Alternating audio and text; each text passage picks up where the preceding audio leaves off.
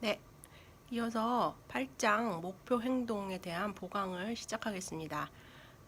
여러분 교재를 보시고 그 앞에 학습에 앞서에 보면은 거기에 EBS에서 방송된 학교란 무엇인가의 시리즈를 보라고 돼 있어요. 153쪽인데 칭찬의 역효과라는 제가 그 링크를 해놓을 테니까 아마 제가 다운받아서 이걸 합치는 거는 너무 그 용량이 커질 것 같고 해가지고 여러분이 유튜브 시청을 검색을 하든지 아니면 제가 링크 해놓은 데 들어가서 보든지 해가지고 한 이게 40분 정도 되는 동영상인데 굉장히 재밌게 꾸며져 있어요.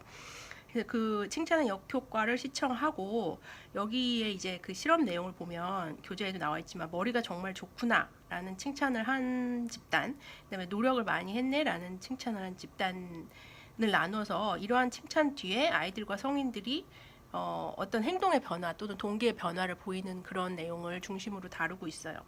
그리고 이제 특히 이제 여기 실험의 그 과정이 나와 있는데 이게 결과적으로 보면 머리가 좋다라고 칭찬받은 애들이 노력을 많이 했다라는 칭찬받은 애보다 부정행위를 더 많이 했다. 즉 결국은 자기 자신의 능력에 대한 자신감도 덜하고 어떤 포기나 끈기도 포기가 빠르고 끈기가 부족했다. 뭐 이런 식으로 이제 계속 설명이 나오고 그 이유가 우리가 피드백을 줄 때 어떤 식으로 어떤 부분에 대해서 칭찬을 하느냐가 중요하다라는 결론을 맺고 있어요.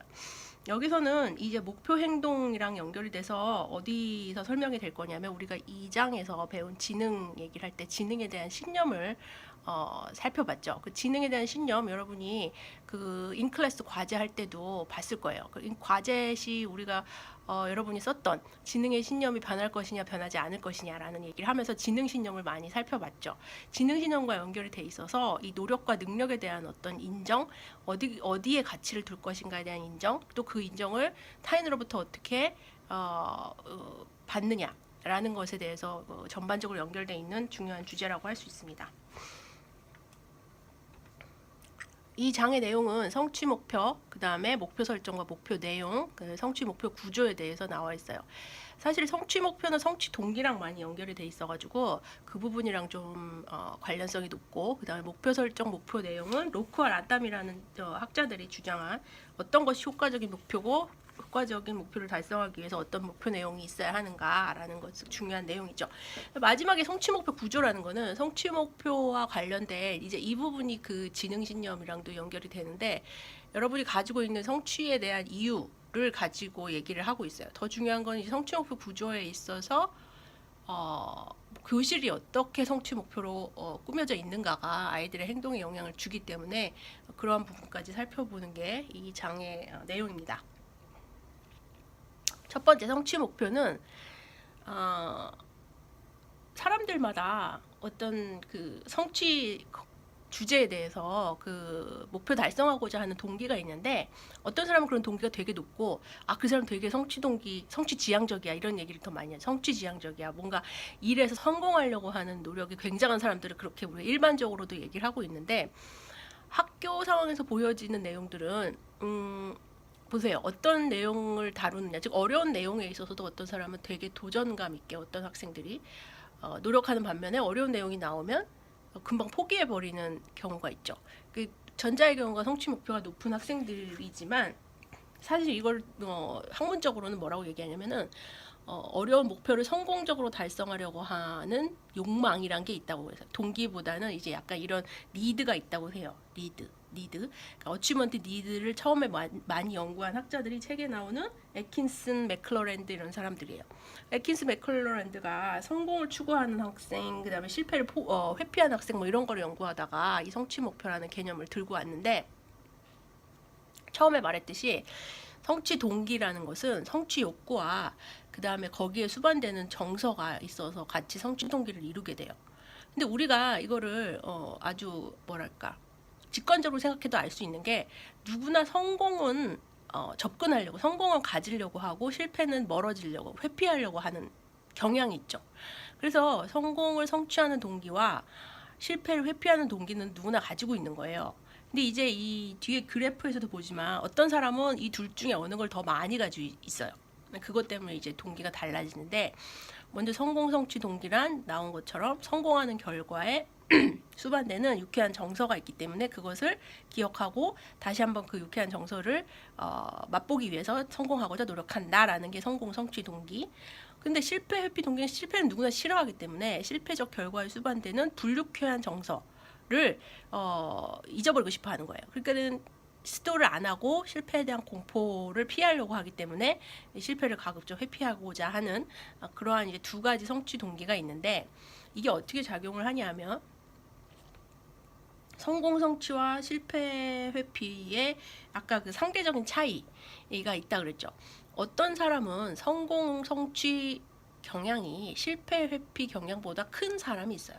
그러니까는 내가 좀 실패를 회피하려는 거는 좀 덜하고 성공을 추구하려는 경향이 더한 거죠. 그렇기 때문에 성공적인 결과에 수반되는 칭찬을 거기에 따라오는 정서를 기억하기 때문에 다시 한번 성공하고자 노력하는 동기가 아주 강해서 이들은 어떤 경향을 보이냐면은 이 막대까지 거리 고리 던지기 시도 횟수는 이 맥클러란이 한 실험의 내용인데 막대를 세워놓고 막대를 가까운 순서부터 먼 순서까지 이를테면은 여러분 눈앞에서 한 30cm, 50cm, 1m, 2m, 3m 이렇게 막대를 세워놓고 거기 안에 그 막대의 고리를 링 같은 거를 던져서 거는 한 자리에 서서 던져서 거는 실험을 했어요.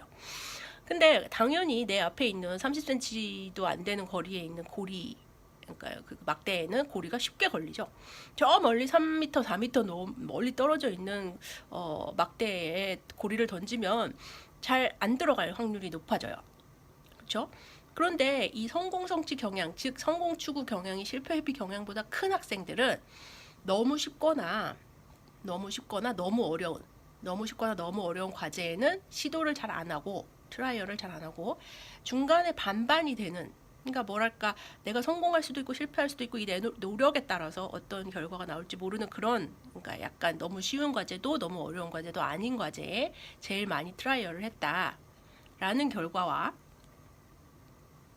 반대로 실패를 회피하는 경향이 더 큰, 그러니까 실패에 대한 두려움이 더 큰 사람이 있어요. 성공도 좋지만 성공에 내가 문제가 아니라 무조건 실패는 싫어라는 사람이 있어요. 이런 애들은 고리 던지기 똑같은 실험을 했을 때도 너무 쉬운, 그러니까 좀 아주 가까이 있는 거는 많이 트라이를 해요. 이건 100% 성공하니까.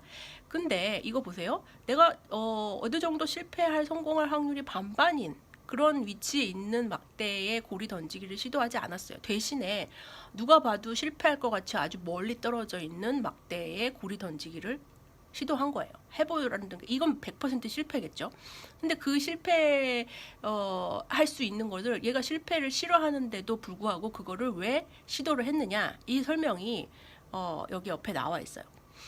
실패 회피 경향이 높은 애들은 실패를 최대한 피하고자 할 때 위험을 감수하지 않아요. 그럼 여기 이 위험을 왜 감수를, 이건 위험의 감수가 아니죠.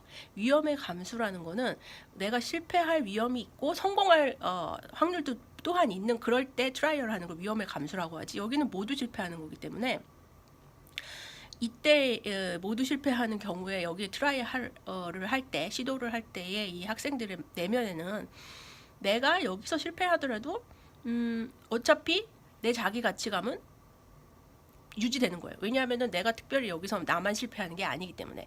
이 반반의 확률일 경우에 이 시도를 안 하는 이유는 나는 실패할 수도 있는데 남은 성공할 수도 있어요. 남은 성공할 수 있는데 나만 실패한다? 이러면 자기 가치감이 흔들리게 되고 그게 위협을 받게 되면 시도를 안 하지만, 모두 다 실패하는 경우에는 특별히 나만 자기 가치감이 낮아지는 것이 아니기 때문에 특별히 이 난이도가 높은 거에, 아주 그냥 난이도가 너무 높아서 모두가 실패할 수 있는데 엉뚱하게 얘가 거기 시도를 하려고 하는 경향이 있답니다.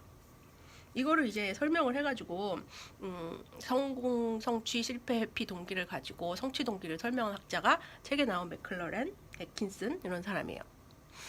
이거를 접근과 회피 가능성을 기준으로 학생들을 학교 상황에서 나눠볼 수가 있어요. 여러분이 이제 자신과 친구들 또는 자신이 만나는 학생들을 생각하면서 들어보세요.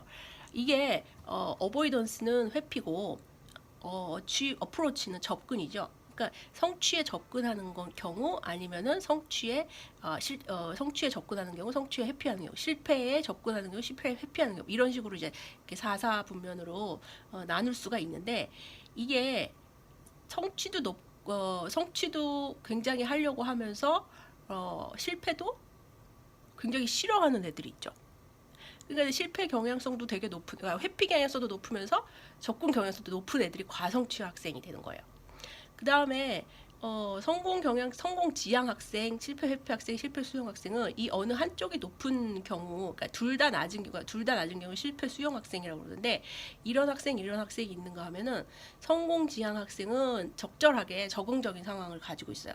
실패 회피 학생이 여러분이 만나게 되는 애들 중에 좀 있을 거예요. 아까 말한 것처럼 고리 던지기에서 아주 어려운 과제를 선택하거나 아주 쉬운 과제만 하는 학생, 그런 경우에는 실패 회피가 너무 높은 거죠. 성공 접근보다. 하나씩 설명을 볼게요.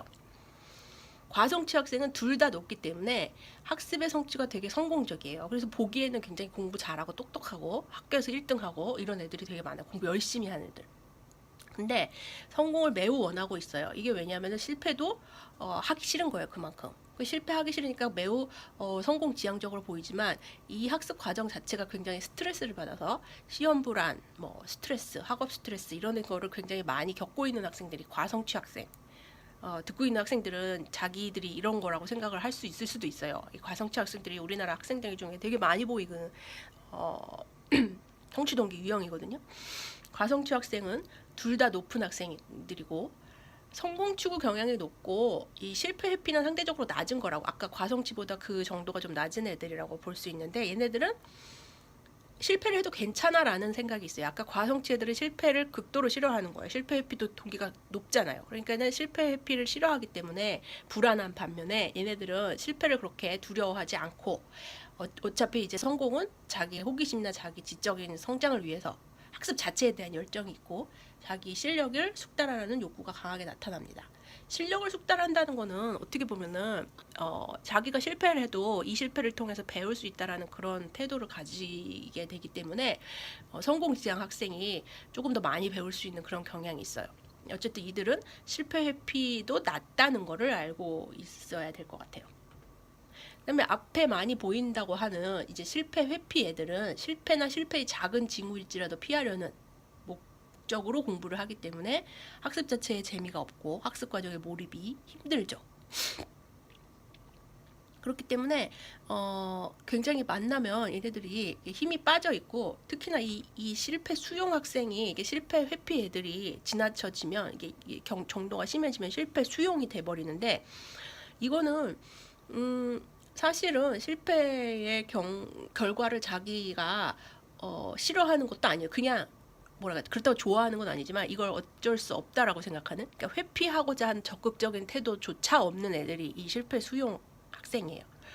그러니까는 왜 학교 와가지고 잠만 자는 애들이라든지 아니면은 무엇을 물어봐도 몰라요라는, 아니면 됐어요라고 얘기하는, 그러니까 나는 무엇을 해도 어차피 안 될 거야라는 생각을 너무 강하게 가지고 되는 데는 어떤 게 있느냐면 접근 회피 모두가 낮게 가지고 있는 그 동기 수준일 때 그런 거예요. 학습 동기가 매우 낮은 수준. 그 다음에 자신의 성취 결과가 거의 없기 때문에 또는 거의 실패이기 때문에 정서적 각성조차 없고 부모나 교사 입장에서 보면 굉장히 힘든 학생들이에요. 다분히 실패가 수용적이기 때문에 어떤 시도를 하지 않으려고 해요. 시도를 하지 않으면 어떤 결과가 오지 않기 때문에 이들에게 어떤 과제를 주거나 아니면 어떤 활동을 권하기가 되게 힘든 경우죠. 그래서 이렇게 학생들의 학습자 유형을 4가지로 나눈 것이 코빙턴과 오멜리라는 학자입니다.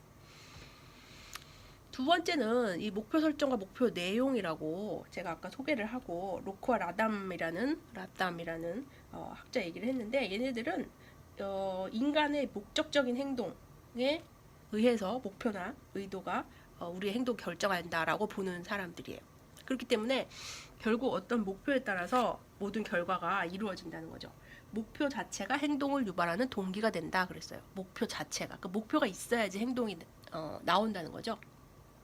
학습 과정에서 보면 학생들은 다양한 목표를 설정하고 그 다음에 이를 달성하기 노력하게 되는데 거기 그 158쪽에 그림 8-3처럼 여기에 나온 성취 결과에 대해서 얘가 어떻게 목표축으로 가게 되는지에 대한 과정이 나와 있죠. 어떤 특정한 성취 결과가 있어요. 시험에서 뭐 몇 점을 받았어요. 중간 옆에 159쪽에 얘가 나와 있는데 수학 중간고사에 60점을 받았다. 특정한 성취 결과라고 볼 수 있죠.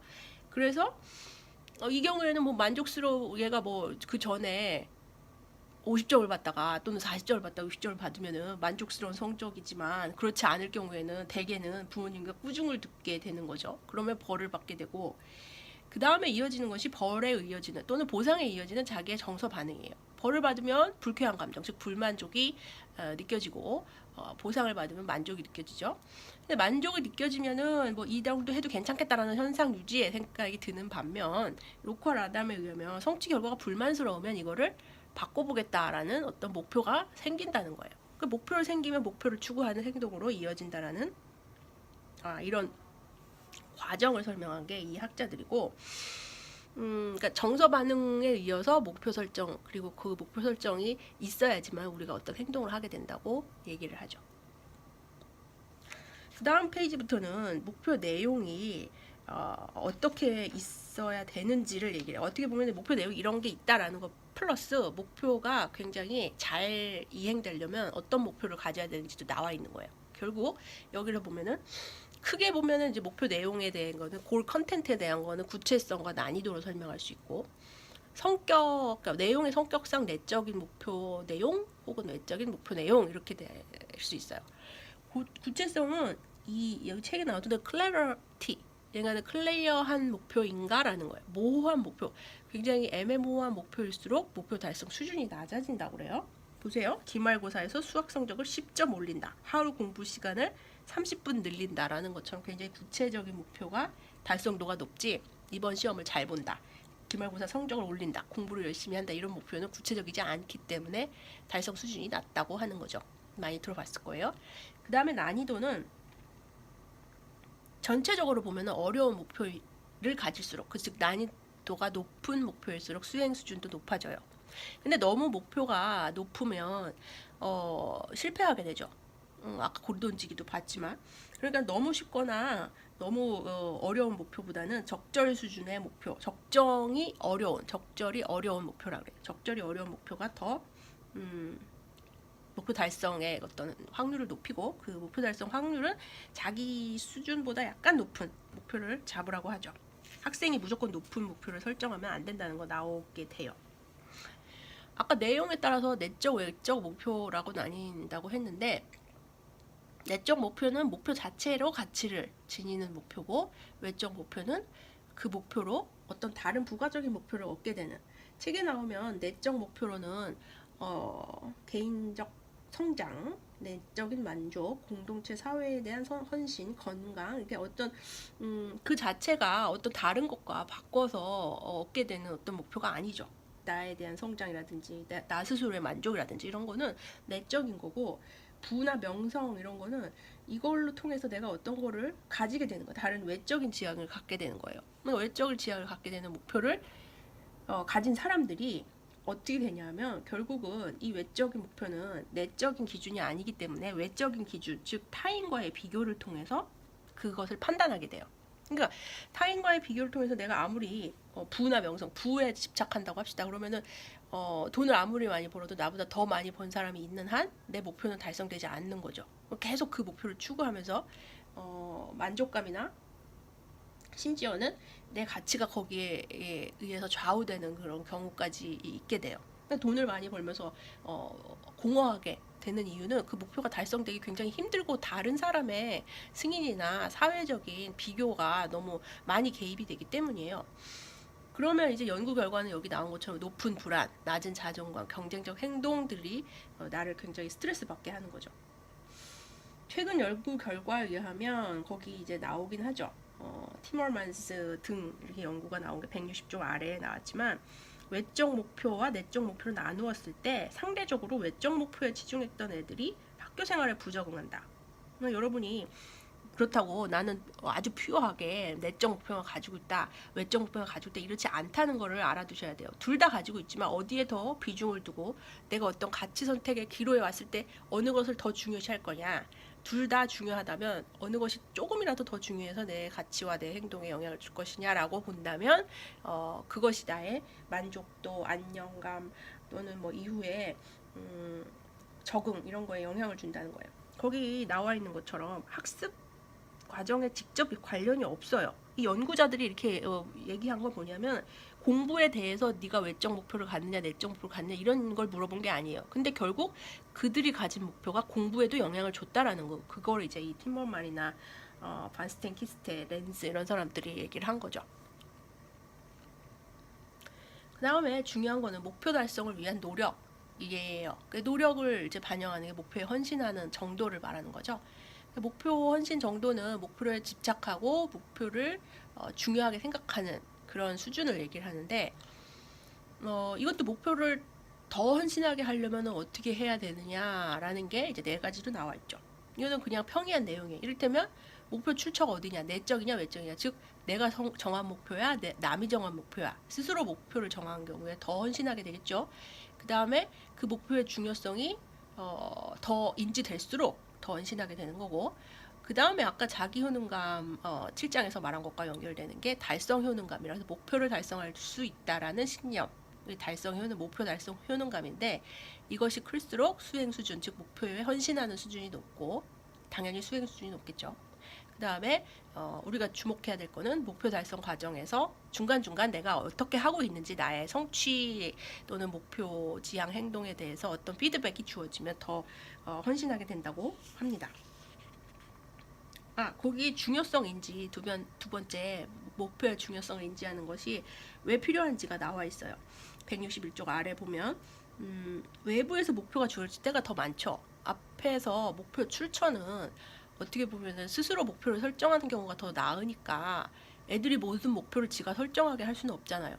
그러니까는 교사들이 목표를 줄 수도 있고 부모님이 목표를 줄 수도 있는데 그럴 경우에 목표에 대한 타당성을 설득력 있게 전달해 주는 경우, 그 에레스라는 사람이 연구를 했을 때 애들이 수학이나 물리를 내가 정한 목표도 아닌데 왜 해야 되냐라는 생각을 많이 하게 될 때 교사가 그 과목이 중요한 이유, 교과학습에서 요구되는 과제나 시험을 위해 수준에 맞는 목표를 세우는 것이 왜 필요한지를 설명을 해주고 거기에 대해서 중요성을 인지시켜 주는 것이 그런 교사의 노력과 전략이 중요하다고 책에는 나와 있죠. 그 다음에 이 성취 목표 구조가 있는데 이게 이제 앞에서 인트로덕션에 말한 그 지능신념과 많이 연결이 돼 있어요. 사실은 이 성취 목표 구조를 만들기 전에 그 캐롤 드웩이라는 여러분이 그 학교란 무엇인가 칭찬의 역효과에서 설명할 때 나오는 그 여자 학자 있죠. 그 캐롤 드웩이 만든 지능신념 이론에서 성취 목표가 나오고 그 다음에 교실 목표가 나오고 이런 식으로 이제 연구가 연결이 되는 건데 처음에 이 지능신념이 나온 그 뒤에 어떤 식으로 연결이 되냐면 목표 지향성 이론이라는 말이 그 뒤를 이어서 나왔어요. 즉 골 오리엔테이션이라는 말을 하기 시작한 거예요. 골이 아니라 골 오리엔테이션이에요. 그 목표의 내용이 아니에요. 아까 말한 것처럼 외적 목표, 내적 목표 이런 내용이 아니라 왜 그것을 설정하느냐라는 목적과 이유를 말하는 거죠. 그러니까 기말고사에서 1등 하겠다 이런 목표의 내용이 아니라 목표로 하는 것의 이유. 1등의 이유가 나의 실력을 향상하기 위한 것인지 내 성적을 인정받기 위한 것인지 부모님한테 칭찬을 받기 위한 것인지 뭐 여러 가지 이유가 있잖아요. 목적과 이유가. 이런 것이 그 목적 이유 자체가 중요한 게 아니라 이 목적을 갖는 경우에 그 이유를 갖는 경우에 이후에 동기, 인지, 행동이 달라진다라는 것을 목표 지향성 이론이라고 해요. 특정 성취 목표가 있으면 그거를 내가 어떤 걸 가진다, 뭐 1등을 한다, 그리고 성적을 올린다 이런 게 아니라 왜 그러고 싶으냐, 왜 그 목적을 갖고 싶으냐 이런 거예요. 첫 번째, 그래서 이 목표 지향성으로는 내가 어떤 성취 목표를 갖는 이유가 내 스스로의 지식과 기술의 성장을 위해서예요. 나의 기준이나 나의 실력이 좀 더 나아지는 것이 좋을 경우 또는 내가 가지고 이거 학습 상황에서는 내가 지금 배우고 있는 것을 재밌어서 이것을 더 많이 알고 싶을 때 그 이유 때문에 내가 지금 공부를 한다라고 얘기를 할 수 있죠. 그게 이제 숙달 목표라고 얘기를 하고 또 다른 학자들은 학습 목표라고 얘기도 해요. 그 다음에 이에 비해서 내가 똑같이 공부를 하고 있지만 그 이유는 내 능력을 증명한다. 내가 똑똑한 것을 알리고 싶다. 또는 내가 다른 사람보다 낫다라는 것에 중점을 두고 있어요. 그런 것을 보고 그것을 인정받기를 원해요. 상대평가에서 남들보다 뛰어나고자 하는, 또는 다른 사람을 이기기 원하거나 비교하는 상황에서 내가 최고가 되기를 원하기 때문에 나는 열심히 공부한다라고 할 때, 그 이유가 될 때 수행 목표라고 이름을 지을 수 있어요. 그래서 타인과 비교를 하기 때문에 이 수행 목표를 사회적 목표 가기 전에 그 책을 먼저 봅시다. 164쪽에 보면 수행 목표에 두 가지가 구분이 돼요. 뭐냐면은 첫 번째, 두 번째 문단보다 수행 접근, performance approach라는 게 있고 performance avoidance라고 얘기를 하는 경우가 있죠. 그러니까 수행 목표가 두 개로 나뉘는데 아까 접근과 회피를 얘기를 한 그 맥락에서 나온 거예요. 수행 접근 목표는 남보다 나아지고 싶은 목적을 가지고 있어요. 반대로 수행 회피 목표는 남보다 못하지 않으려는 목적을 가지고 있어요. 실패를 회피하려는 그쪽이랑 약간 연결이 되는 거죠. 실패 회피, 경향성이 높은 애들이 아마 수행 회피 목표를 가지게 되겠죠. 그다음에 성공 성취 경향성이 높은 애들이 수행 접근 목표를 가지게 되고요. 그래서 여러분이 그 밑에 바로 밑에 문단을 읽어보면 결과적으로 어떤 동기와 행동이 나온지를 알고 계셔야 돼요. 수행 목표를 추구할 때는 내 능력을 인정받는다라는 거가 되게 중요하죠. 그러니까 실패의 원인을 나는 능력이 부족해. 내 능력은 난 머리가 나빠. 이렇게 생각하기 쉬워요. 그 다음에 학습 과정이 아니라 학습의 결과가 중요하기 때문에, 왜냐면 결과로 내가 지금 남보다 나은지 아닌지, 내 능력이 드러나는지 안 드러나는지가 발견되기 때문에 그런 거죠. 실력 향상보다는 안정적으로 실력을 유지하고자 하는 거고, 수행 목표를 추구하는 학생들이 실제로 자기 수준에서 능력이 좋다고 생각을 하면 애들이 수행 접근 목표를 가지고 있죠. 자신감을 가지고 계속 노력할 수 있어요. 근데 이 수행 목표를 추구하는 애들 중에 우리 배웠듯이 능력 수준이 낮다, 즉 지각대 유능감이 낮다고 얘기를 하면, 지각하는 애들은 수행 회피 목표를 채택하게 돼요. 대표적으로 얘네들이 가지게 되는 전략이 굉장히 이제 부적응적 전략이라고, 셀프 핸디캐핑이라는 자기 손상화 전략이라는 말을 써요. 거기 주에 나와 있는데, 자기의 능력 부족이라는 것을 드러나기 싫기 때문에 나타나는 거죠. 수행 회피니까 능력 부족을 드러내기 싫으니까 일부러 실패를 일으키는 방해 요인들을 만들고자 하는 거, 그게 자기 불구, 자기 손상화 전략이라고 하는데, 시험 전날 일부러 방청소를 하고 내가 시험을 못 보는 그 구실을 만드는 거예요. 또는 시험 전날 심부름을 시켜서, 심부름 엄마가 시키지도 않았는데 내가 심부름을 막 갔다 오고 그 때문에 시간이 없어서 시험을 못 봤다고 얘기를 하죠. 자기의 실패를 일부러 만드는 거예요. 자기의 실패를 일부러 만드는 거죠. 그런 전략을 많이 쓰기도 하는 목표를 수행 회피 목표라고 해요. 우리가 아까 성취 상황에서의 목표를 주로 얘기했지만, 이 목표의 내용이 수행 성취가 아니라 사회적으로 가지고 있는 목표가 있다고 얘기를 할 수도 있어요.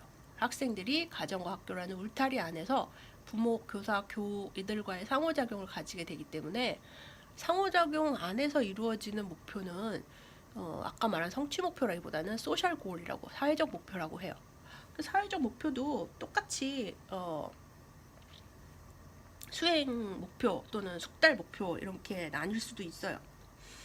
가령 사회적 목표 중에 숙달 목표를 추구하는 애들, 다른 사람들과 관계를 좋게 하는 것이 그 자체로 관심 있고 좋은 것이는 반면에, 사회적 목표 중에서 수행 목표를 가지고 있는 애들은 남들과 잘 지내는 것이 마치 내가 친화성 있고 굉장히 사회성 능력이 뛰어난 것처럼 보이고 싶어하는 그런 목적에서 나올 수도 있죠. 그런 사회적 목표 중에 수행 접근 또는 수행 회피 목표를 가질 수도 있어요.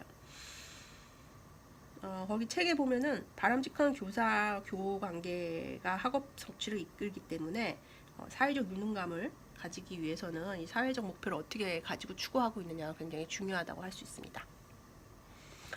마지막으로 얘기했듯이 이 목표 지향성 이론에서 우리가 특별히 봐야 되는 거는, 학생들 개인이 가지는 목표 말고 교실 목표가 어떻게 돼 있느냐가 굉장히 중요해요. 가령 학생들이 나는 내 지식의 성장을 위해서 내적 목표를, 나 스스로의 기준이 중요해 라고 숙달 목표를 가지고 있는데, 교사나 아니면은 교실에서 굉장히 상대평가, 능력을 보여주는 거를 요구를 하고 굉장히 줄을 세우는 것을 보여주고 누구는 누구보다 잘했다 이렇게 상대 비교를 하고 이러면은 당연히 수행 목표 구조로 애가 갈 수밖에 없어요.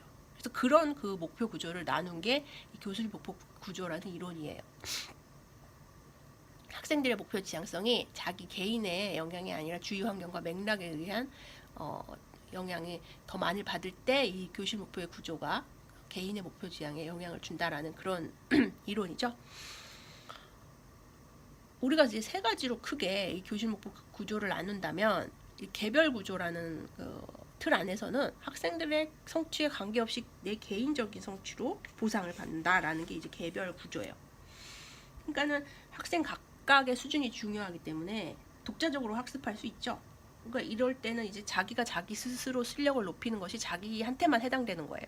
숙달 목표를 추구하기가 편리한 구조고, 경쟁 구조는 반면에 수행이나 성취 결과가 상대평가. 자, 그래서 1등한 사람만 어디 뭐 좋은 보상을 준다. 뭐 이렇게 제한돼 있다면 보상 혜택이 소수에게만 돌아가기 때문에 학생 간의 경쟁 활동이 굉장히 추가되고 경쟁 구조 안에서는 애들이 굉장히 수행 목표를 추구하게 돼요. 그 다음에 협동 구조는 어떻게 보면은 성취에 대한 보상, 경쟁도 하지만 보상을 골고루 나눠주는 성취에 대한 보상을 집단 내에 통으로 주기 때문에 모든 활동 후에 모든별로 결과의 질을 성취에 대해서 평가하는 경우 그때에 해당되는데, 경쟁이 있지만 집단별로 하지만 그 집단 안에서는 자기가 집단에 기여하는 만큼 성취를 인정받고 거기에 보상을 받을 수 있기 때문에 어떻게 결과보다 과정을 조금 더 중요시하게 할 수 있다라는 그런 장점이 있어요. 그래서 교실 목표 구조와 그 다음에 이것은 이제 특히 초등학교 상황에서는 교실 목표를 꾸미게 되는 교사의 영향이 굉장히 중요하죠. 그래서 특히 이제 학자들 같은 경우에는 숙달 목표가 좋은 목표라고 이제 적응적인 목표라고 생각이 들기 때문에 어떻게 하면은 이제 교실에서 숙달 목표를 추구할 수 있을까라고 그 구조를 어떻게 구조화를 어떻게 할 것인가라는 이론이 제일 유명한 게 타겟이에요. TARGET 타겟 목표 구조라고 해가지고 T에 해당하는 것이 과제라는 거죠. 타겟이 되는 과제. 그 다음에 A는 authority라고 권위예요. 과제는 적절하게 과제를 설계해야 되지만 권위를 한 사람이 가지지 말고 나눠가지고 분배시켜라 라는 얘기를 하고, 그러니까 타겟이라 했지만 여기 169쪽에 보면은 약간 미스가 났네요. 타겟은 TARGET지만 여기에 타겟이 아니라 태스크죠. 과제. 여기 과제가 나왔으니까 이건 스펠링 오류예요. 태스크. 과제를 설계할 때는 학생들이 성공할 수 있는 것으로 해라 라는 거. 아까 말한 authority는 누구 한 사람한테 교사가 갖거나 아니면 한두 명한테 가지 말고 권위를 분배해라 라는 거.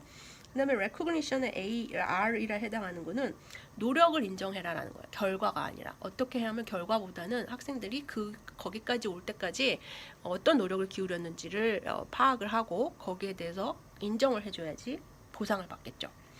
그 다음에 G에 해당하는 거는 집단이 그러니까 그룹핑이에요. 어떻게 보면은 어떻게 모둠을 나누느냐, 집단의 편성 방법에 대한 것이다 라고 이제 거기 책에는 나와 있어. 169, 170, 171까지가 다 타겟인데 또래 상호작용이 좀 활발하게 이루어지면 성취 수준이 낮은 학생한테 좀 도움이 된다라는 얘기도 있고, 그다음에 무임승차 막기 위해서는 그룹핑에서 어떤 식으로 집단을 편성해야 될까 이런 것도 좀 생각해 봐야 된다는 얘기도 있고, 그 다음에 아까 recognition도 있지만 evaluation 결과적으로 이제 학습의 결과를 평가를 해야 되는데 수행보다는 숙달에 대한 평가를 해라고 많이 얘기를 하고 있어요. 그러니까는 너는 성공했어, 너는 실패했어 이게 아니죠. 너가 지난 번에 가졌던 너의 그 지식 혹은 기술의 수준에 비해서 얼마만큼이 더 숙달되었다, 얼마만큼 더 성장되었다 이런 부분에 초점을 맞춰야 된다는 거예요.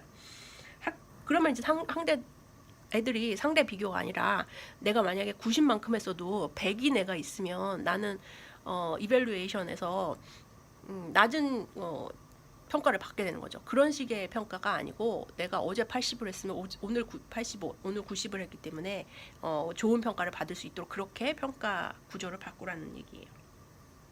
또는 거기 밑에 나온 것처럼 한 번의 결과로 모든 평가가 끝내지 말고 여러 차례의 수행평가, 포트폴리오 이런 것을 통해서 잘하는 부분은 더 잘하고 못하는 부분을 메이크업 해가지고 여러 가지 성취 영역에서 자기의 평가를 받을 수 있도록 하라고 나와 있습니다.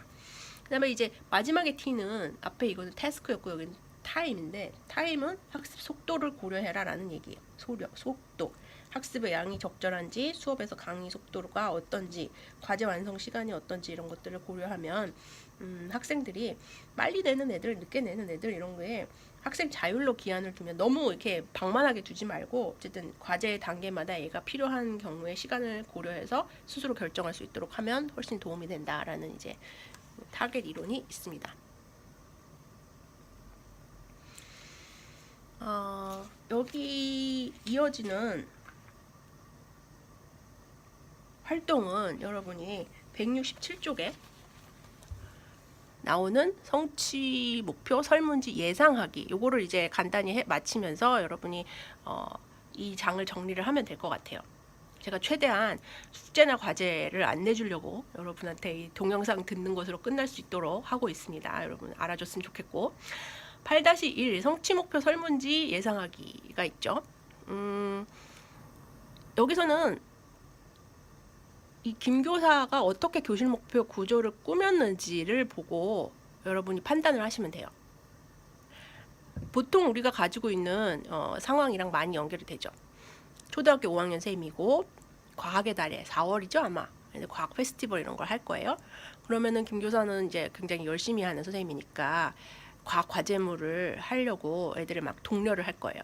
그러면은 김교사의 이제 어떤 전략이랄까 이런 거는 가장 뛰어난 학생, 과제물 이렇게 3명 선발에 상을 주고 작품을 복도에 전시하고 뛰어난 작품을 보고 다른 학생들이 본받을 수 있다고 생각하죠. 또 이런 우리가 지난 시간에 배웠듯이 그런 것도 있잖아요. 관찰학습, 모델링 학습. 그러니까 애들이 나도 잘할 수 있을 거야 이렇게 생각을 하고 본받기 위해서 다른 잘하는 애들 거를 막 애들한테 보여주는 거예요. 막 보여주라고 벽에는 막 그 과제물을 붙여 놓는다든지 교과볼 수행을 나타내는 차트를 막 그 세워 놓는다든지 많이 볼 거예요. 우리 학급 최고 인물, 우리 반에서 제일 잘하는 숙제, 우리 반에서 제일 잘하는 작품 이런 걸 붙여놔요. 이러한 교실 목표 구조가 어떻게 여러분들 보시면 나타나는지 이걸로 알 수가 있어요. 우리 반에서는 하고 점점점이 돼 있지만 이게 사실은 뭐냐면은 이 김교산의 반의 애들이 이런 교실 목표 구조에서 어떻게 느낄 것인가를 답할 수 있어요. 이런 거 답을 이제 상상을 하고 여러분이 이 반의 학생이라고 생각하고 선생님은 우리가 무언가를 배우기만 한다면 실수를 해도 괜찮다고 생각하신다에 얼마만큼 동의하는지 그러니까 전혀 아니다부터 매우 그렇다까지 표시하고 나머지 문항도 다 해보세요. 다 해보면 여러분이 이제 이 문항을 읽다 보면은 이거는 어떤 목표 구조를 말하고 있는 것이다 라는 것이 조금 감이 올 거예요. 그 감이 오고 여러분이 이제 실제 오프라인 수업에서 같이 이야기를 하면서 어떤 것이 어떤 목표 구조인지 그리고 이 결과가 어떻게 나타날 것인지를 같이 토의해 보면 좋겠습니다. 이거까지 하는 걸로 이번 보강을 마칠게요.